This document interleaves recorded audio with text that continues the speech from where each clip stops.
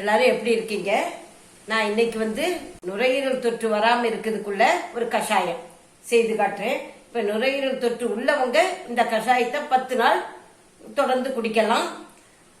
நம்ம அது இல்லாதவங்க தொடர்ந்து நம்ம 3 நாள் குடிச்சோம்னா அந்த நுரையீரல் தொற்று வராது. நம்ம அதனால அதை நம்ம செய்து எப்படின்னு பார்க்கலாம். இப்ப நான் 2 பேருக்கு செய்து காட்ட போறேன். அதுக்கு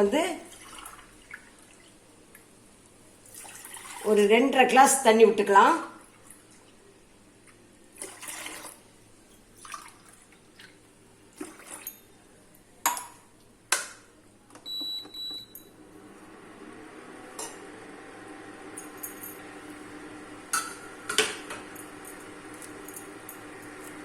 கொஞ்சம் வேப்பம் கொழுந்து, இங்க கொழுந்து வேப்பில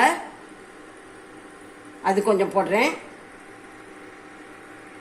அப்புறமா இந்த கற்பூரவள்ளி இலை, நான் அது ஒரு 4 இலை போடுறேன். 2 வெத்தலை,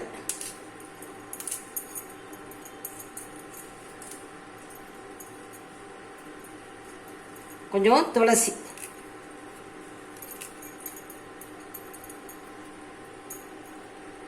கொஞ்சம் இஞ்சி, ஒரு சின்ன பீஸ் இஞ்சியை தட்டி வச்சிருக்கேன், அதையும் நம்ம போட்டுக்கலாம். மிளகு நுணுக்கி வச்சிருக்கேன், இப்போ அதையும் போட்டுக்கலாம்.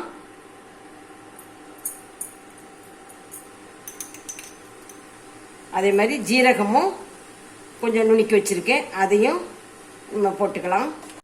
கொஞ்சம் மஞ்சள் பொடி,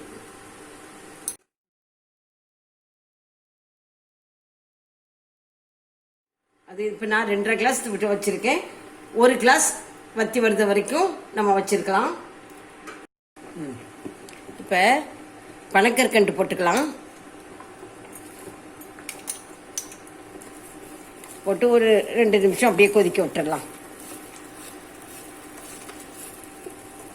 கசப்பாக தான் இருக்கும், ஆனால் நம்ம ஒரு கஷாயம்ல இது நம்ம நுரையீரல் தொற்றுக்கு ஒரு நல்ல மருந்து. பார்த்துக்கங்க, ஒரு நேரம் வச்சு 3 நாள் நமக்கு அப்படி குடிச்சுக்கலாம். இந்த தொற்று உள்ளவங்க 10 நாள் அப்படி தொடர்ந்து குடிச்சாங்கன்னா இதுக்கு நல்ல ஒரு பலன் கிடைக்கும். இது எப்போ வேணாலும் குடிக்கலாம், காலையிலையோ மதியமோ எல்லாம் சாப்பாட்டுக்கு அப்புறம் நம்ம இதை குடித்தான்னா கொஞ்சம் 1 மணி நேரம் ஒன்றுமே சாப்பிடாம அப்படி இருந்தால் நல்லது. சாப்பிட்ட பிறகு நமக்கு குடிச்சுக்கிட்டு அதுக்கப்புறம் 1 மணி நேரம் ஒன்றும் சாப்பிடக்கூடாது.